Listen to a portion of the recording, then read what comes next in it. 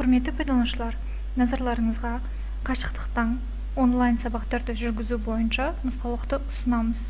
Осы нұсқаулықта сыныптың ішінде топты жасау бойынша қадам бойынша нұсқаулықты айтамыз. Біріншіден, қашықтықтан оқыту бойынша нұсқаулықтармен, әдістемелік нұсқаулықтармен танысу үшін портал күнделік.kz сайтына өту арқылы сіз қашықтықтан оқытуды ұйымдастыру нұсқаулықтарымен таныссаңыздар болады. Ол үшін толығырақ батырмасына басып, толықтай жалпы білім беру ұйымдарында қашықтықтан оқытуды ұйымдастыру бойынша әдістемелік ұсынымдарды көрсеңіздер болады, және де жүйедегі пайдаланушылардың рөлдері бойынша және де осы рөлдер бойынша сай нұсқаулықтармен таныссаңыздар болады. Мысалға, толығырақ батырмасына басатын болсақ, толық нұсқаулығы және де Қазақстан Республикасының Ғылым және Білім Министрлігіне сай методикалық әдістемелік нұсқауды табуға болады. Күнделік жүйесінде қосымша топтарды және де онлайн сабақтарды ұйымдастыру бойынша хабарламаларды жүктеу үшін күнделік сайтына кіру арқылы жасауға болады.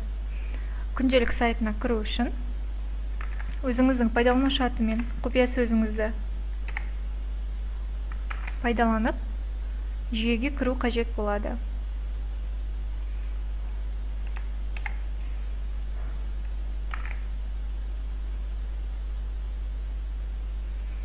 Жүйеге кіргеннен кейін топты жасау үшін мектеп менің сыныптарым батырмасына басу қажет болады.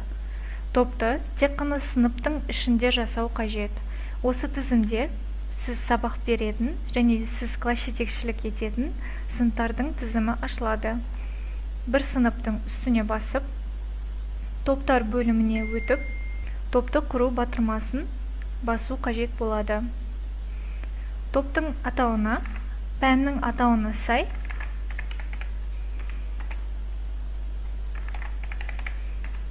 мысалға химия немесе физика деп қоюға болады. Топтың сипаттамасына топта болатын нәрселер және де онлайн сабақтарды жариялау бойынша мағлұматтарды енгізуге болады. Топтың сипаттамасын енгізгеннен кейін оның санатын таңдау қажет. Санатына білім, одан кейін орта білімді таңдау қажет. Жасау және реттеу.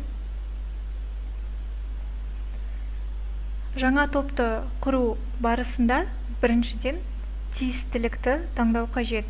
Егер мектептік деген типін таңдайтын болсаңыздар, жалпы мектептік топ деп жасауға болады, бірақ бұл топ барлық мектептің пайдаланушыларына қолжетімді болады.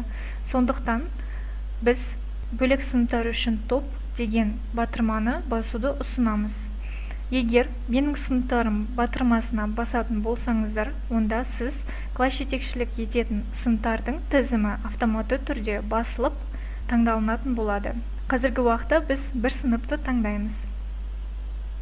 Іздеудегі көріну дәрежесі барлығына, яғни мектептің барлық пайдаланушыларына қолжетімді болады.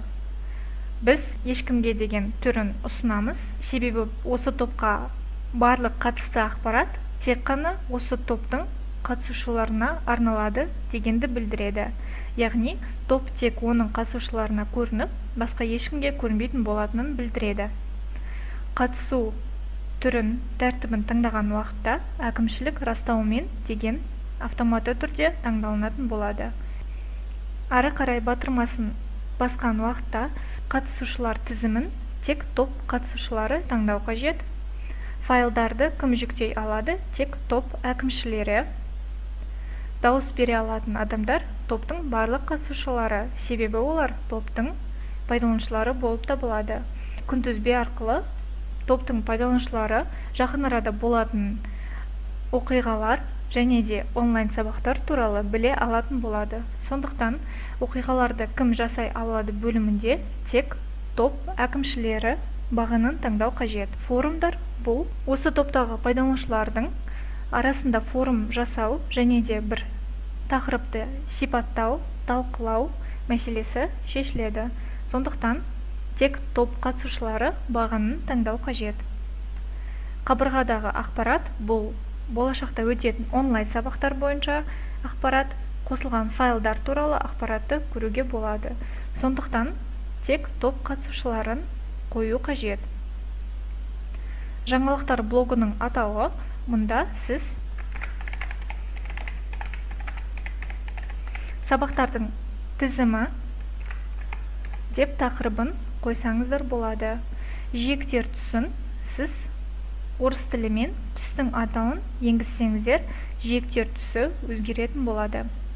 Келесі ары қарай батырмасын басу арқылы топқа шақыру шебері ашылады. Осы топқа шақыру шебері арқылы сіз сыныптың пайдаланушыларын осы топқа шақыруға мүмкіндігіңіз пайда болады. Тек қана сыныптағы пайдаланушыларды таңдау үшін сынып бөлімшесіне сыныптың атауын енгізетін болсаңыздар, табу батырмасы арқылы осы пайдаланушылар шығады. Пайдаланушылардың арасында барлық сыныптағы оқушылар және де ата-аналар тізімі шығады. Барлығын белгілеу батырмасын басқаннан кейін шақыруды жіберу батырмасын басу қажет. Барлық пайдаланушыларға арнаулы шақыру баратын болады. Олар жүйеге кірген уақытта осы шақыруды қабылдағаннан кейін топтың пайдаланушысы ретінде автоматты түрде жүктелетін болады. Шақыруды жібергеннен кейін топтың атауына басу арқылы топ бетіне өтуге болады. Сабақтардың тізімі қосу батырмасын басу арқылы сіз болашақта өтетін онлайн сабақтың хабарламасын енгізсеңіздер болады.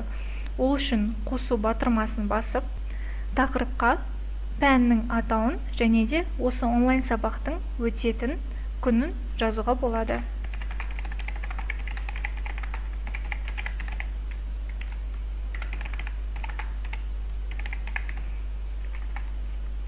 Ата-аналар және де оқушылар міндетті түрде осы топқа танысу туралы ақпаратты енгізгені жөн.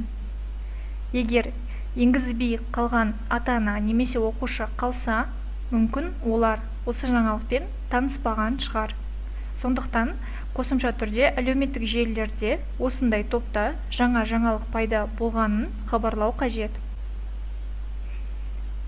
Топтың парақшасында қажетті онлайн сабақ туралы жаңалық пайда болды.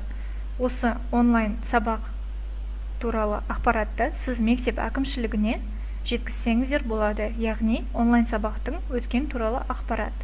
Онлайн сабақ өткеннен кейін осы жаңалықты жоюдың қажеті жоқ.